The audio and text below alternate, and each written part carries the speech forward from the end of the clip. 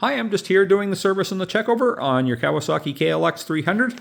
So I just found a few issues with it. We're going to go through, most all of them are maintenance items. There's a few loose bolts and loose screws and cut and welds that I'll just bring to your attention while we're going through it. And of course, we talked about the clutch lever when you drop the bike off, so you're not going to, and you said you didn't want to have to replace that right now, so we'll just leave it, and I just made a note of it.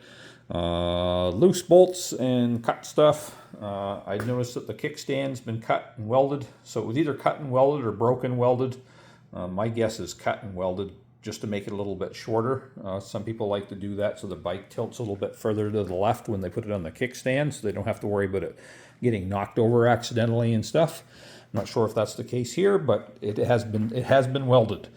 Loose bolts. So you have a chain guard, sprocket guard that goes there. That's that guy.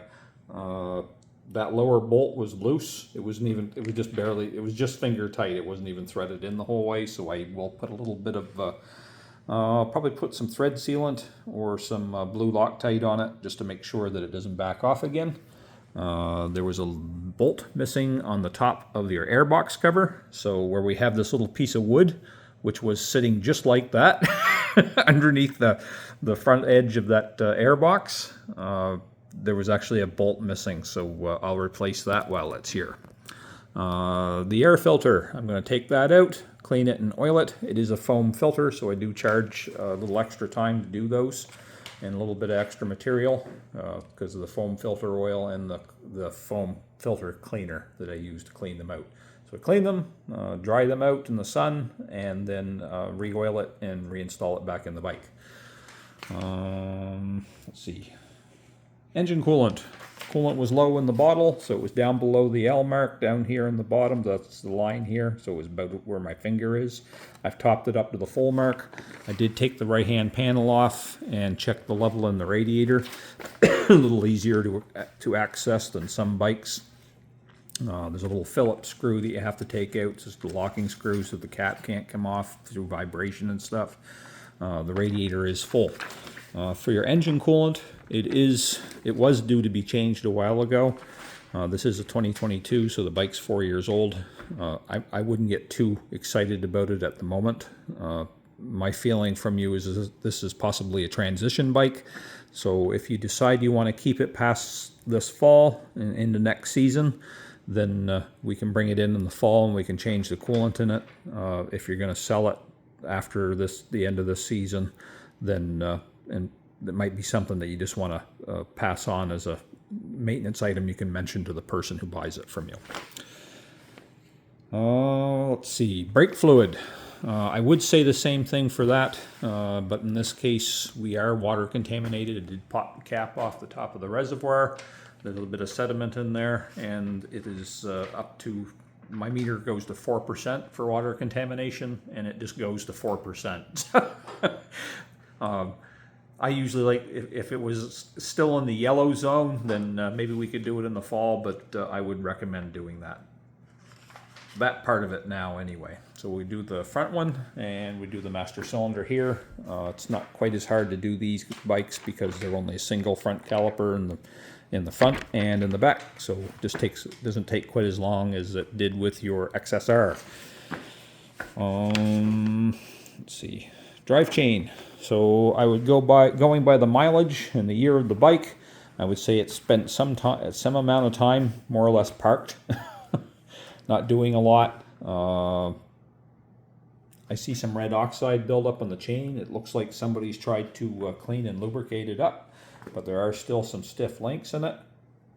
For this guy, for that chain, I could take it off and soak it in Verisol and clean it and try it and re-oil it and try to see if I can get it so it will be in good serviceable condition again.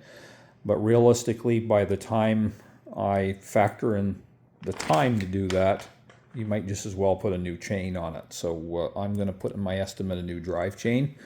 And if you choose that you want to go a different direction and you want me to go through the cleaning and re-oiling part, then we can do that instead. So you just have to let me know, because I usually let them soak in Verisol for, or not Verisol, excuse me, kerosene for a few days.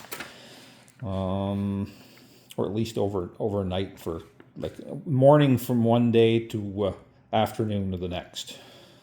Let's see what else. And foot controls, we already talked about your clutch lever. Tires. Tires still have enough tread on them for a little while yet. I would just tell you to keep an eye on them. So we're at, I think it's 3 millimeters tread depth on the lowest part of the tread on the back, and almost 4 millimeters, so just under 4 millimeters on the front. Minimum tread wear for this bike is 2 millimeters.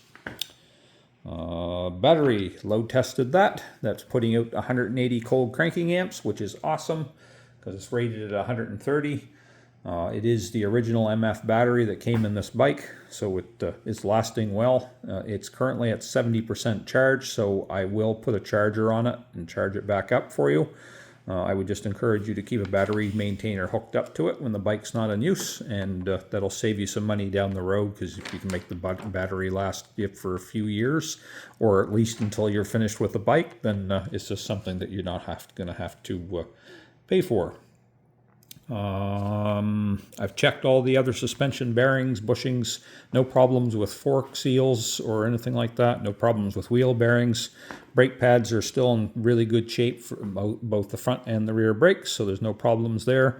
Not surprising, it's a light bike, so they don't tend to use up pads very, very quickly. All the lights and meters work. The only thing that I haven't tested is the cooling fan, so I will run it up to operating temperature and make sure the cooling system's working the way it's supposed to, and the cooling fan cycling on and off the way it's supposed to. And I'll take it for a little short test drive. I usually don't go too far on these, but I will take it just for a quick little drive down the road after all the service stuff is done, and make sure that there's no funny little wobbles or vibrations or anything weird. Anyway, I don't expect too much. The bike doesn't look like it's in too bad a shape. Anyway, if you have any questions, please let me know. Otherwise, I'll be in contact with you soon on some pricing for what it needs. Thanks a lot.